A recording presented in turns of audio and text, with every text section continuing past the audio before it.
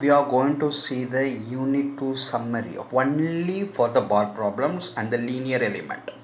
It is the linear element summary, we can say that two specially bar problems. We will go into that the points to remember in one dimensional, that is linear. First thing, in the problem, if it is given a bar problem, you discretize that, and you will discretize that and you will mention element and nodes. And this discretization is you can discretize into number of elements, that is depends upon the accuracy. So discretize the given bar into n number of elements. The element decides, this element decides the one element. If it is, there will be a two nodes. If it is a three element, there will be six nodes. So if it is element, n plus 1 nodes will be there. One element, it is n plus 1. So element 2, the node will be 3. 1 2 3. 1 2 3. That is if it is connected. If this is a one dimensional problem, it is a 1 degree of node expresses there is only 1 degree of freedom. That means the displacements into one directions. So if there is a one node, it gives you reveals one displacement. So according to the node, the size of the stiffness matrix is decided. That is why nodes express the degree of freedom. Nodes 1, if 1 degree of freedom, it denotes displacement and decides the size of the matrix. If the nodes are 3, the size of the matrix will be 3 by 3. So according to the node, according to the element, your matrix is decided. And the elements are discretized. The discretized elements are useful to improve the accuracy of the bars or springs or beams or trusses or any elements, any objects, whatever it is what you want to analyze. So now we will go for, this is the points, nodes and elements we understood. Then we will go for next one. Each element can be characterized by finite element equation. This is the finite element equations for the bar, that to find out the global stiffness matrix. So when you know the bars, when you are taking the bar first element, you apply this to every element of the problem. Suppose you are divided into three elements. First element you have to apply first element of this equation. This is the element I have chosen 1 2. So this finite element equation is this one. So here two nodes are there. So u1 and two displacements will be there. So this is the finite element equations applied in the any element of bar or spring or whatever it is. Spring it differs, beams it differs. So it differs. For the bar, it is the equation. So then the boundary conditions. The boundary condition is very, very necessary, that any fixed points, if you have the bars are fixed displacements u will be 0. If you find any fixed in this symbol, that displacement will be 0. And if at all it is mentioned in the problem, then displacement is 0. So here you see the u1 is 0 because it is fixed. Here there is nothing is given. So here the displacements will be there. Here the displacements at this end will be there. So if the force is given axially, the axial load is applied over here and it is stretched, there will be a displacement. So I have not mentioned anything over here. Here I clearly mentioned u1 is equal to 0. If there is another kind of thing, self weight is considered and self weight is neglected. If the self weight is neglected, the body force is 0. That is the gravitational force that attracts the body will not be considered. We are not throughout the body, it's considered. It is on the throughout the body, so we are not considering at all. So it becomes f1 is equal to 0, f2 is equal to 0, f3 is equal to 0, f3 is equal to b. See here, there's a bar is there. Here self weight is neglected. So only you take the p, the applied force, not the other forces. The other forces automatically become 0 because the self weight is neglected. All the forces at node is 0 except then applied force. That is the very necessary. So what do you conclude? If self weight is neglected, all the forces are 0 except the applied force. Choose the node and apply there. That's all. Now if the body force is considered, self weight is not neglected, then you have to find out the body force. The body force should be calculated. So this is the equation. Apply these equations in every element every element and find out the body force if only the axial force is given. Suppose the axial force is given and the temperature effects are considered. If the temperature effects are considered, then this, if the in the problem temperature of the body forces should be calculated due to the temperature, that this must be the formula. You have to apply for that. The temperature effects are considered in the bar. This is the equation you have to apply. Please remember, if the self weight is considered, no temperature effects, then this is the formula. And this is the formula you have to getting from the temperature effects are considered. 1 and 2 equations are used to find out the force vector by applying in the every element. The ரெண்டு ஈக்குவேஷனையும் நீ ஒவ்வொரு எலிமெண்ட்டுக்காக use பண்ணி பாடி force கண்டுபிடிப்ப.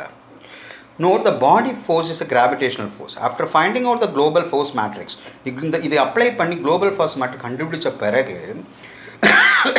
F1, F2, F3 இருக்கும். F1 சில பேர் இந்த problem F2ல ஒரு force act ஆகுதுன்னு வச்சுப்போம். So you have to add that. If any force is given, then add that force.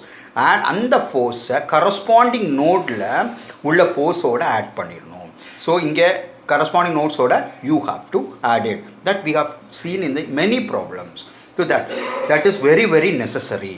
So node add பண்றது எப்படி? இப்போ applied force right side directionல face பண்ணி இருந்துச்சுன்னா add பண்ணு. If the applied force வந்து left sideல directionல face பண்ணி இருந்துச்சுன்னா minus பண்ணு. So I have given the tips in the previous class. So this must be very careful in finding out while finding out the body force. These are the two equations. Now we have to find out the sigma. What is meant by stress? The stress is the resistant force for the applied load. When the applied force is given, the molecules in the material will start resisting in that area. That is called as stresses. So the stress is equivalent to, according to Hooke's law, this is the given equation. So stress is equal to E into E. This is a cross multiplied. You know the strain is a deformation, change in length by original length. So I can't write the change in length is du, the original length is dx. So this is the way du by dx. So stress is equal to, instead of E I am substituting this value, change in length by original length, or you can substitute du by dx. This is the value. The du by dx is the change in the difference of the displacement, u2 minus u1. This u2 minus u1 depends upon the element. If it's u2 minus u1, it may be u3 minus u2, or if u4 minus u2. It depends upon the element that you have chosen. If only applied force is given, applied force mattum கொடுத்திருந்தானா, then this is the no temperature. That means that no temperature effects are there. Then the stress you can calculate with this formula. This is a strain formula, and this is the Young's modulus, and this is stresses. Newton per millimeter square. It can be Newton per meter square, or Newton per centimeter square, or kilonewton per meter square. Whatever it is, unit should be mentioned. So stress is equal to Young's modulus into strain. That is the formula. You have to mug it up. So if the applied force, then there is a effect of temperature. Then the stress is equal to the stress due to applied force minus the stress due to the temperature effect. That is what I have written. The thermal stresses are calculated in such a way: E alpha and delta T. The alpha is the thermal coefficient of expansion, and delta T is the temperature difference, and E is the bulk modulus. So this is the strain due to the applied load and strain due to the temperature. If the bar is allowed to expand, suppose this is the node, if the bar is allowed to expand on heating, there will be no stresses at all. ஒரு பாரை நீ heat பண்ணிவிட்டு விட்டுட்டேன்னா அதில் எந்த தடங்களும் இல்லை பக்கத்தில் அப்படின்னா என்ன ஆகும்னா அதுக்கு எக்ஸ்பேண்ட் ஆகிட்டே போகும், அங்கே ஸ்ட்ரெஸ்ஸே இருக்காது. So this is what the bar is subjected to stresses when the bar extensions is restricted. எப்போ அதை எக்ஸ்பான்ஷனை ரெஸ்ட்ரிக்ட் பண்ணுறியோ அப்போ என்ன அந்த இடத்துல ஸ்ட்ரெஸ்ஸஸ் வில் develop. So இந்த இடத்துல பாரு, this expands freely. இங்கே எந்த ஒரு அப்ஸ்ட்ராக்ஷன்ஸும் இல்லை. So no stresses at B. இந்த இடத்துல ஸ்ட்ரெஸ்ஸே கிடையாது. இங்கே பாரு ரெண்டு ஃபிக்ஸட் பாயிண்ட் இருக்குது. இந்த இடத்துல பார் எக்ஸ்பேண்ட் ஆகாது. பார் will not expand.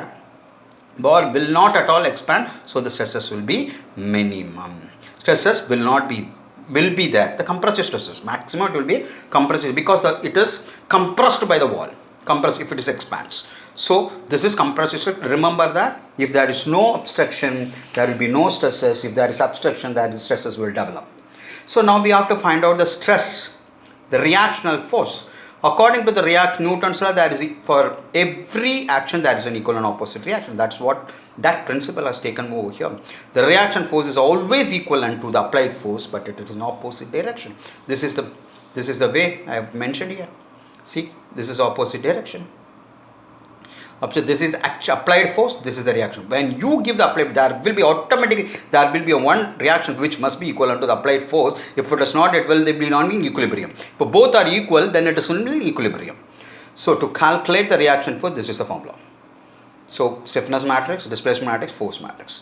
Do this, apply this and find out the reactions. Each and every, all the global stiffness, R1, R2, R3, almost, remember that in the support reactions there will be a reaction force. In between that, no joints, no support is there, the reaction force will be 0.